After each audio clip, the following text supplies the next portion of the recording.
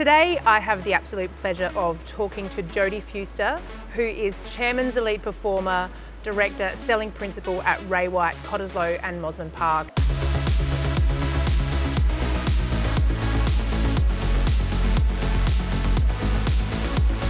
And we're going to talk about how Jody sells in one of the most prestigious markets in Australia and about her passion for leading people. Jody, thank you for joining me today. Thanks, Bea. Nice to be with you. It's such a beautiful day. We're here in Perth and we're going to learn all about your story. Before we get into your backstory and where you are today, just tell everyone who's listening about the part of the world that you run your business from and where you transact. Great. Well, Cottesloe, Mosman Park, the luckiest place in the world. We were positioned between the ocean, Cottesloe Beach, famous Cottesloe Beach, and the Swan River. And we sell all through the western suburbs, but it's fairly tightly held environment. We're a low volume, high margin business. So we are really, really lucky and fortunate to be selling some of the most prestigious homes, most beautiful homes in Perth. And the western suburbs, it's opposite to the eastern side of Australia. Western suburbs are the best suburbs in Perth. Yeah. A lot of people are attracted to the western suburbs because the top private schools are there. Yeah. But it's the beach, it's the river, it's the lifestyle. We're less than 10 k's from the city. Yeah. So for working professionals, it's the place to be. And our office actually sits in Peppermint Grove, which is Perth's most aspirational suburb. Wow. And yeah, we're really excited. We hold 55% market share there. So that's amazing. And what type of properties do you sell? It's homes, units, a bit of a mix of everything? Yeah, some people say, oh, do you do the units? Yeah, we do. I think last year our lowest value sort of in my personal team was about 250,000 for a unit. Wow. But we go, my highest sales is 27.5 million. So, we're sitting, most of the office, we're sitting in the 2 to 6, 7 range most of the time. Yeah, that's amazing. Wow. Okay. And you're a Perth girl, born and bred? Yep. Grew up in Perth, lived in Dalkeith. For all of my life, went to university at UWA, and then family moved the other side. So now family's in Peppermint Grove, so you tend to move where your family is, which is, in Perth, it's all of 5 minutes. We don't have traffic like you do. It's a very easy, big country town, even though we've got a great population now. Fantastic. So you just talked about your university days. Can you just tell us about, because you studied extensively and actually progressed to one of the most luxurious business schools in the world. So talk about your university days, what you studied and why you went down that path. So finished school at PLC, which is sitting right in the middle of a kilometre from our office. And like a lot of students here, straight to UWA to study commerce. So I did a commerce with a management major to start with, and then I did a year of honours in marketing. So it's always been a management marketing role. I then worked a couple of the years on the terrace. We call it the terrace. If you blink, you miss it, St George's Terrace. And worked in international media and communications, did some work with satellites, worked at newspapers, so the West, and then went off and did my MBA at Harvard, which is 2 years full-time, case study, which is the most unique opportunity that anyone can ever have. Yeah, I mean, we were talking about that. Some people might know within the Ray White group, we have a close relationship with a Harvard professor, Professor Boris Kreuzberg, but you did, in that 2 years, you were saying it was 200 case studies. Yeah. So it is 5 days a week, case study after case study after case study, sitting in a room with 90 people, the same 90 people, sitting in the same seat for the whole first year. Wow. So you have this incredible network of people, and I've often said, you will never, I don't think I've ever been in a room with people so intelligent and so motivated to speak on a topic. It's the most exhilarating thing in the world. Terrifying, absolutely terrifying for about the first 6 months, as most of the international students felt. But after that, it's intellectually so stimulating. I just thrived on it. It's the reason I wanted to join the Ray White network. Oh, really? Yeah. Because of the association with Boris? Yep, because of the association with Harvard and how much I value and how I know the importance of education, training, continuous improvement. That was the kicker for me. Wow. I mean, that is like money can't buy experience, getting to go and study in Harvard for 2 years, as you say, amongst such amazingly intelligent peers. What did you take out of that experience? Like, what did you apply those learnings still to this day? Absolutely. So one of the things that they teach you is to be able to think on your feet. And as an agent, when you're a listing presentation, you never know what's going to come at you. So being really comfortable with being challenged, and also knowing that you have to make decisions with limited information. And I think that's still part of our industry today. You know, with every bit of information that's out there, we will be put into situations where we're required to think on our feet, act quickly, to negotiate, and to deal with the differing personalities that we deal with, the differing situations that we deal with. So I think it's very transferable. Yep. Amazing. So you come back from Harvard, and then what's next? So it was in 1992. People who are old enough will remember it. There was a recession in Australia. You couldn't get a job for love nor money, and I couldn't get a job in WA. Wow. So I had to move to Sydney, and I worked for Telstra for 2 years, where I met my business partner and started my first business in 1994, which was a management consulting firm specialising in call centres, everything from strategy, technology, recruitment, queuing theory, you know, workforce management, and we started that, just the two of us in the basement of his house, and grew that to 25 staff, and we sold it to a US NASDAQ listed company in 1998, before the dot-com bubble burst. And I worked 2 years of my 3 years of my earn-out because I couldn't work for people I didn't respect. Okay. But yeah, that was an amazing experience, and then I came back to Perth. Wow, what a fantastic thing to have achieved. Yeah. And so you come back to Perth, the employment market has opened up a bit by then. Yeah. And so what did you do next? Time for children. Yeah, okay. So yeah. Time out, and we've got two beautiful boys, and my husband's now a retired builder, but he was a builder, so we decided we'll use that skill set.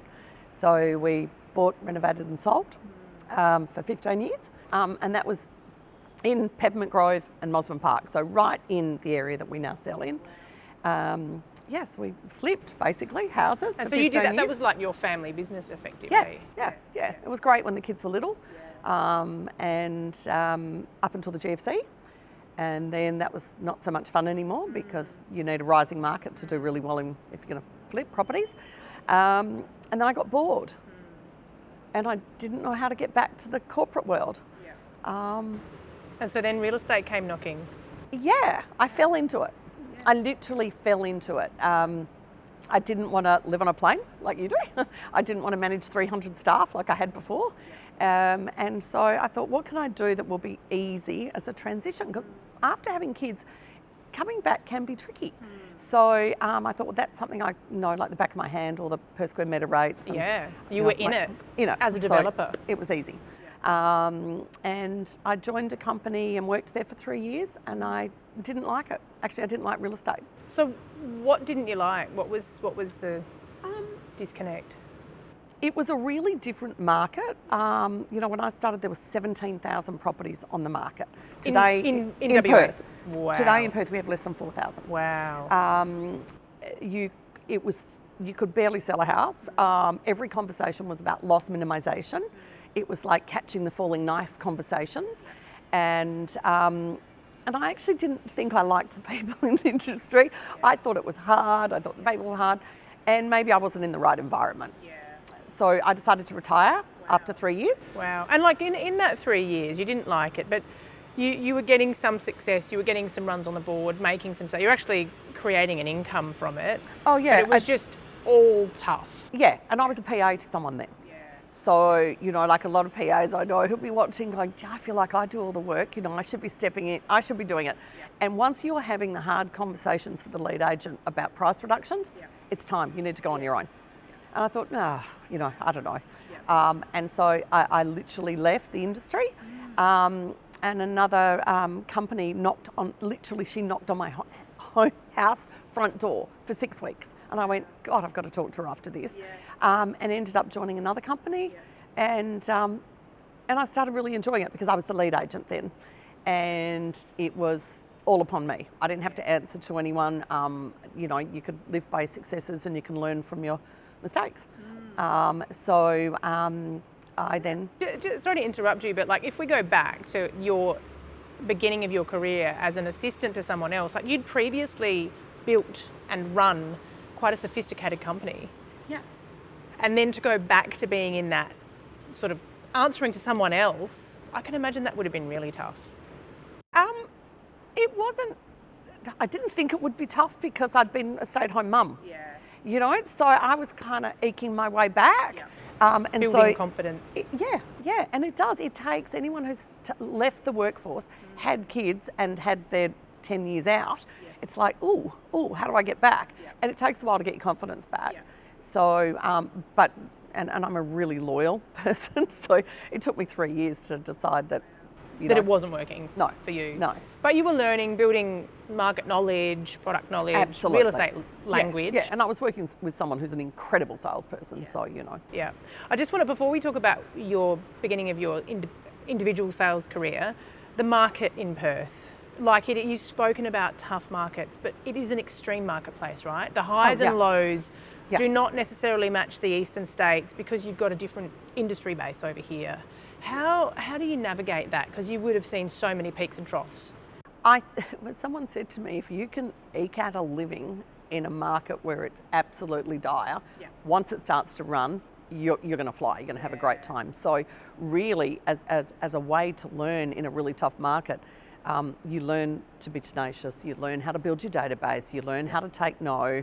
And we're in sales, we take a lot of no. And you learn to have a lot of really hard conversations that are really uncomfortable in the beginning. To talk, you know, the GFC here, Peppermint Grove, as an example, dropped 35%. Wow, that's huge. You know, so and we're not talking $50,000. We're talking millions of dollars. Millions. My first ever sale was 4.2 million. And when I looked it up, it had previously sold for 5.1. So I thought, oh my God, you know, what have I done? The seller was so damn happy. The next time I sold the exact same house, it sold for 3.5. So it's like, God, wow. you know. So that was a great result. You know, so I think you've just got to learn to be really hardworking and tenacious no matter what your environment, because one day the market will turn, it'll start going up and everything will be easier, but you'll still have those skills in place. And so that 3 years that were tough were actually probably the best training ground you could have. Absolutely. Absolutely. There was something good about absolutely hating it. So you were platformed really strongly by this leader who brought you back into the industry. And that's when you started your solo career. Yes. So what happened after that?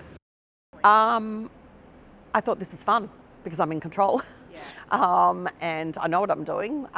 And so then I took on my first PA. And so how long were you on the Not even a whole year. Not even a year. Not even a year, because I could see the results coming. And I've always been fortunate enough to have the capacity to back myself. But it's that willingness to take the risk to back yourself. Because that's one of the big challenges, right? And we're going to talk about your leadership, but you're mentoring agents and helping them to build their own teams. That kind of leap of faith of the money will come. It will. You need to back yourself in, as you say, but you didn't really have that fear. You'd built business in the past. You'd run a company. That wasn't my fear, that bit. But, you know, I've got a very dear friend who's back working with me now. She was my second PA. And at one point I had to retrench her. It was hard. I was the only one who cried. She was fine. She went and had babies and now she's back again.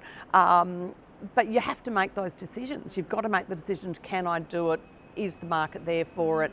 But I think the answer for most people is taking that leap, providing that capacity, frees you up to do what I would call higher order tasks. So you're not doing admin, you're actually talking to people, because that's what we do. We talk to people and we make deals happen. So growing the team, and that's what I think now is so important in my business is, you know, people can see I've grown the team. I actually have 4 now in my team and I love it. I love every minute of it. But to be a role model to show how you can grow a team and how people can come and go from your team, because that's okay too. Because people are on their own journey. They will, like you yourself, you knew I need to go to that next step. If someone's good, if you've got a great person in your team, if they don't want to go to the next level, then maybe they're not perhaps right for the industry. So I know that your first person that you put in your team, that was like an administration resource, like a PA to take all the admin away from you, because that was obviously the blockage. And that, I know we've spoken about this for you in your business. You feel like that's the best first hire, because agents can get caught up in all that rats and mice work that they perhaps shouldn't be doing. Yeah, absolutely. It's just not dollar productive to be sitting there putting together the appraisal or to be sitting there folding the pamphlets. I mean, I used to put out my own signs. I used to do my letter drops. I actually quite liked it because I'm a morning person. But then I went, it's probably not dollar productive. You could do an hour on the phone. So every time you add a resource and it gives you an hour on the phone, that's where you're really making a difference. And so I've got 2 buyer managers now.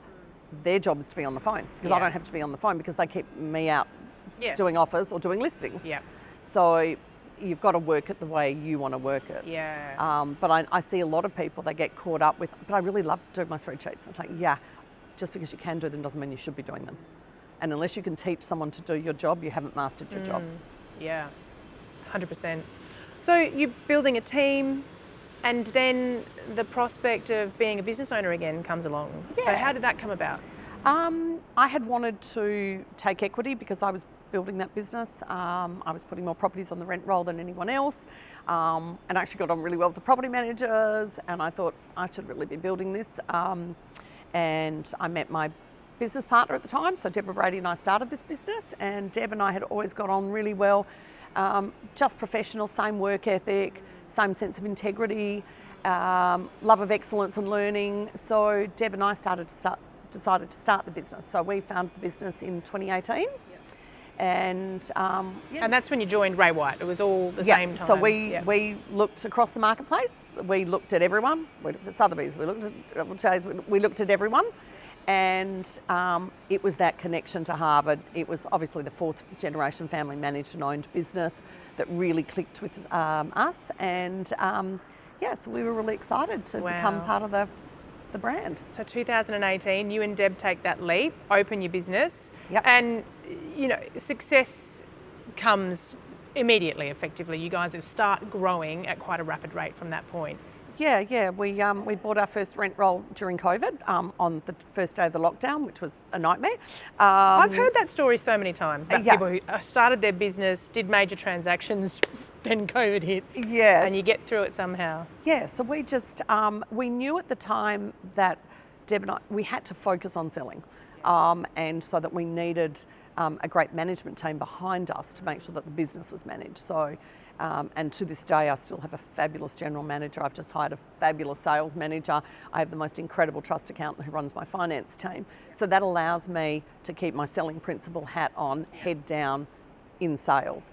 And that's really a key part of, I think, what I now offer as the sole owner of the business. Deb's still with us. She's my fabulous senior sales agent. She wants to focus on selling, but I want to grow the business.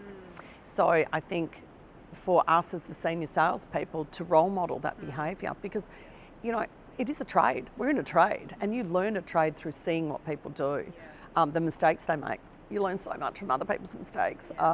So we have that learning environment that we think is so important. And so the team is now, how many salespeople do you have in the team now? I think there's 9 of us now. Wow. Yeah. Wow. And building teams, like it's not just your team. Deb's got a team. Deb's Tim's got a team. Helen's Tim's got a building team. his team. Yeah. Helen's got a team. Natasha's building her team. Noel's got a team. Yeah. So, and we want Caro to build her team, and Teeny and Michael. So, it's all about helping people do more, not getting more people. We are really, really, really grounded by our values, and they are written down. They're everywhere around the office. Do you mind sharing your values? No, not at all.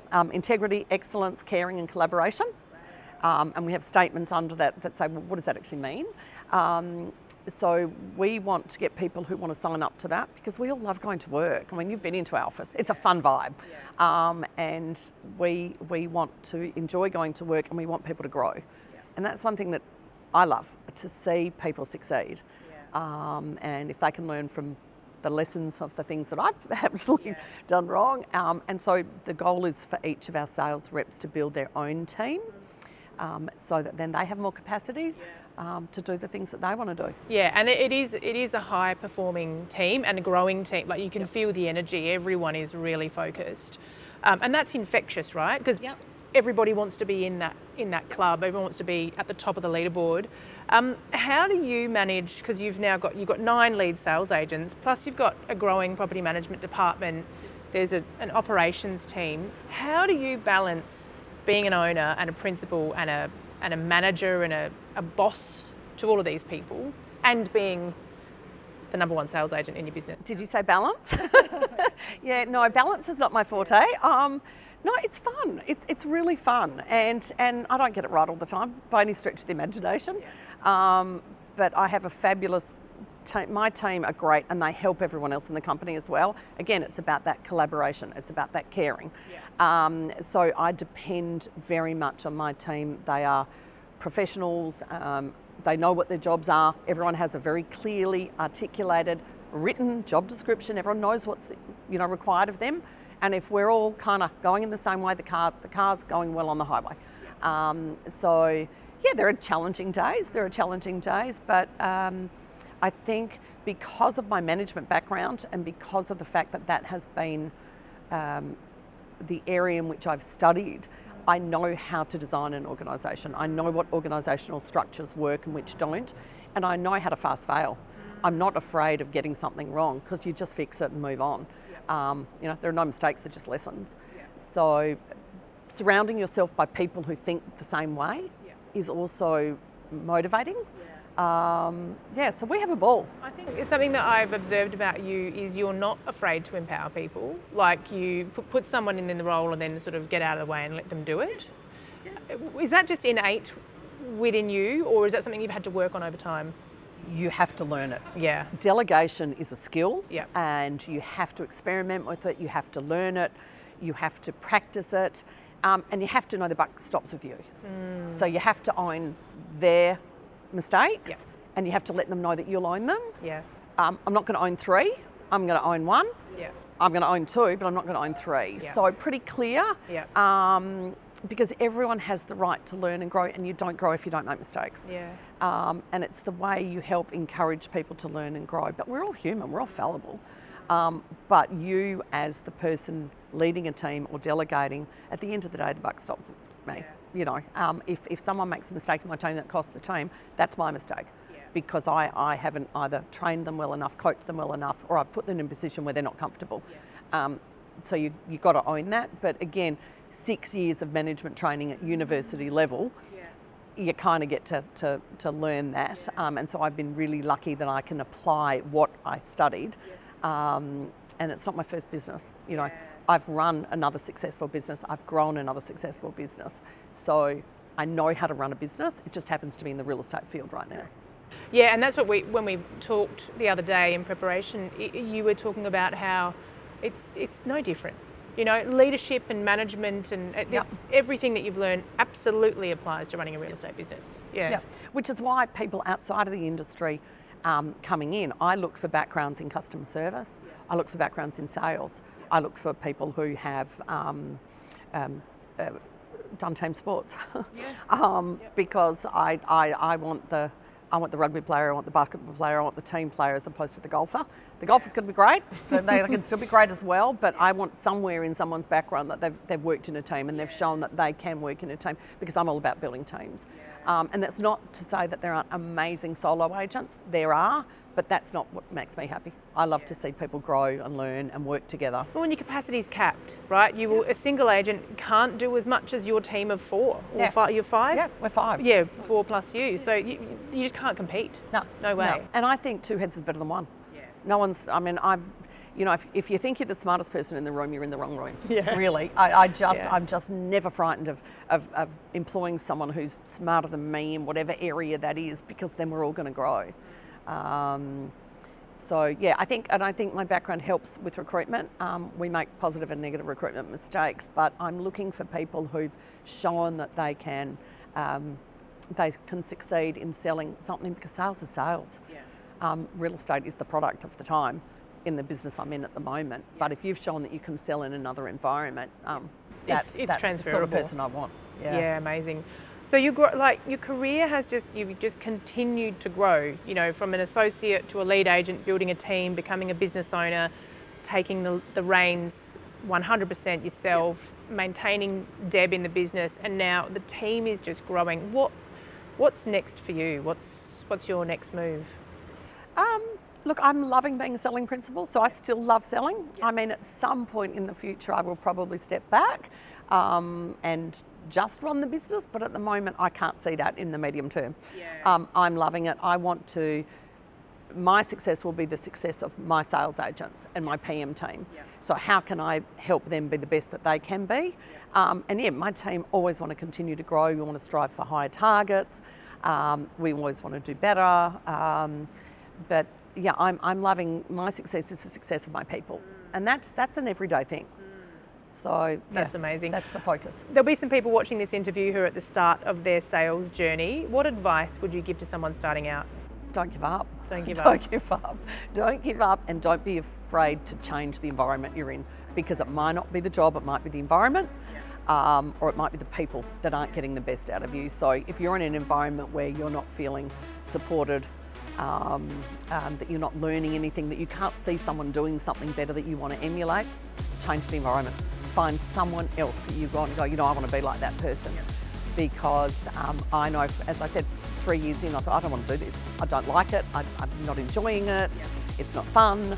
And life's short. And it could have, your career in real estate could have ended there. Oh, absolutely. I was ready for it. Yeah.